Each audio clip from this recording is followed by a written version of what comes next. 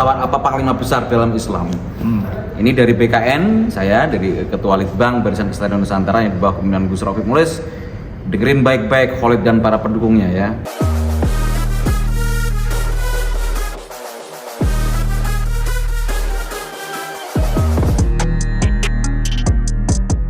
Pendukung 62 itu.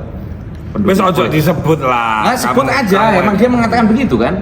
Waktu di acara ILC waktu itu kan. Ini harus disebutkan karena dikit-dikit mereka mengatasnamakan agama, dikit-dikit takbir. Makanya saya juga akan menjawab dari sisi agama.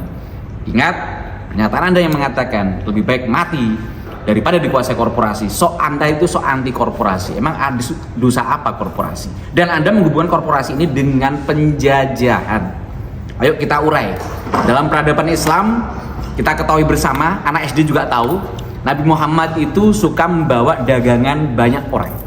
Alias beliau sendiri, Nabi Muhammad sendiri adalah korporasi dagang sampai ke negeri Syam. Ya. Begitupun suku Quraisy diabadikan di dalam Quran, li'ila fi Quraisyin, yang di dalam musim dingin maupun musim panas itu sering bepergian dari satu tempat ke tempat lain dalam rangka korporasi dagang. Begitupun istri Nabi Muhammad yaitu Sayyidah Khadijah juga korporat dagang besar. Begitupun Sayyidina Abu Bakar, Sayyidina Utsman, Abdurrahman bin Auf, bahkan ketika ke Madinah, waktu itu Madinah dikuasai oleh kaum Yahudi, mereka tidak ngerecoki Yahudi, bikin ekonomi sendiri. Nggak resek, nggak sirik dengan urusan orang gitu. Kalau emang nggak siap bersaing, jangan memfitnah orang. Gitu ya, kembali gitu. Terus Anda hubungkan. Jadi tadi dijawab ya, Islam sendiri adalah peradabannya identik bahkan kental dengan nuansa korporasi. Kita ketahui Pak Aguan ini lahir perocot sudah di NKRI. Beliau lahir di Sumatera ya. Nah, di Sumatera. Begitupun Nabi Muhammad ketika itu juga lahir di Mekah. Begitupun Quraisy yang lain.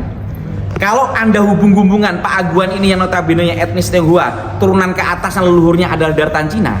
Bukankah Nabi Muhammad sendiri turunan Nabi Ismail yang notabene-nya bukan orang Mekah asli? Apa bedanya? Gitu loh. Kalau kita paham, makanya Nabi Ismail waktu itu dibawa ibunya ke Mekah, nggak ada orang, akhirnya keluar air Zam-Zam. Anak kecil juga tahu.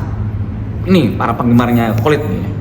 Nah, ya, belum ngaji, ayo ngaji bareng yuk, ngaji sejarah. Jadi, los Anda hubungkan dengan penjajahan.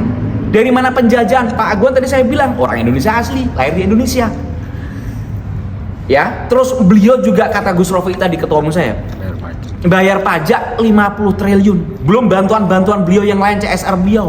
Belum membangun Universitas Nahdlatul Ulama di Parung. Apa urusannya Pak Aguan dengan yang dipik dengan Parung Bogor? Begitupun menyumbang bantuan di NTB. Di tempat-tempat lain juga banyak. Bahkan ketika Covid juga luar biasa.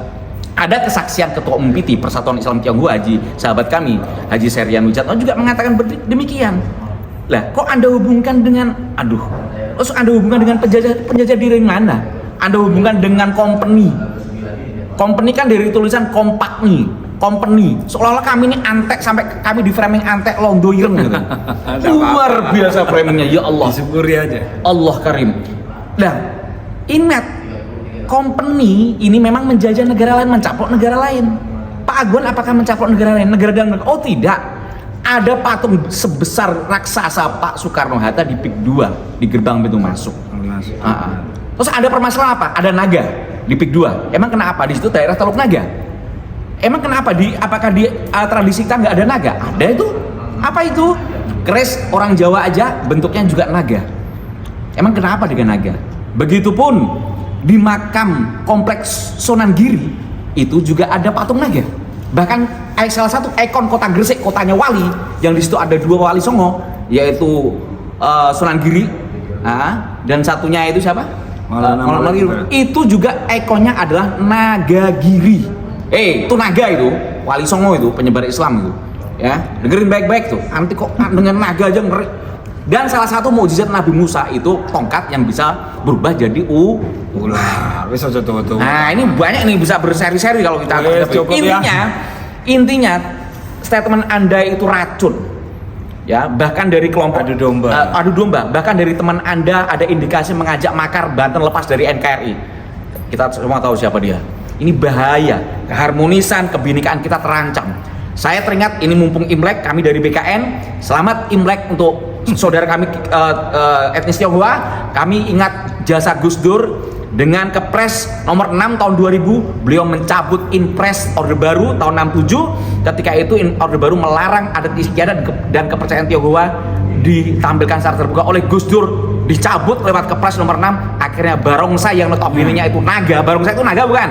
Naga itu boleh tampil terbuka. Konghucu diresmikan sebagai agama. Jangan yang sudah keharmonisan yang dibangun luar biasa oleh bapak bangsa kita, salah satunya Gus Dur, Pak Karno, ini dicabik-cabik oknum-oknum yang tidak bertanggung jawab. Ya. Moga dengan adanya ini kita rindu kembali ajaran Gus Dur, ya, ngaji kebangsaan, dan moga Gus Dur diangkat segera sebagai pahlawan nasional. Amin, amin, amin, amin. Gus, mempertegas saja Gus, berarti pagar laut itu tidak ada keterlibatan PIK ya Gus? Nggak ada. Jadi gini Mas, pagar laut sepanjang 30 km itu Pak Menteri kan sudah sampaikan, Pak Menteri ATR, bahwa ada sertifikat anak perusahaan ya di daerah Kohot. Sedangkan pagar laut itu meliputi 6 desa. Intinya beginilah Mas, saya tidak mau ilmu kiro-kiro, biarlah saya serahkan KKP, tugasnya menjaga pesisir laut. Kalau berkaitan pagar laut, kalau melanggar ya silakan diumumkan siapa orangnya, siapa yang membiayai, terus kalau ada denda ya silakan didenda. Kalau berkaitan tanah, HGB atau apa, urusannya BPR ATN. Saya percaya kok sama Pak Menteri, Pak Wakil Menteri ATR BPN akan bekerja sungguh-sungguh untuk menyampaikan kepada publik. Ya kita beri kesempatan gitu loh Mas. Ini sudah bagus kok di pemerintahan Pak Prabowo. Cuman kan kadang-kadang namanya netizen itu ingin cepet-cepet, ingin sesegera. Padahal itu kan jangan sampai cepet tapi salah. Lebih baik lambat tapi benar, atau lebih baik cepet tapi benar. Sudah serahkan kepada yang ahlinya, serahkan kepada yang memang diberi tugas oleh negara untuk menjalankan fungsinya masing-masing. Ya gitu ya kawan-kawan ya.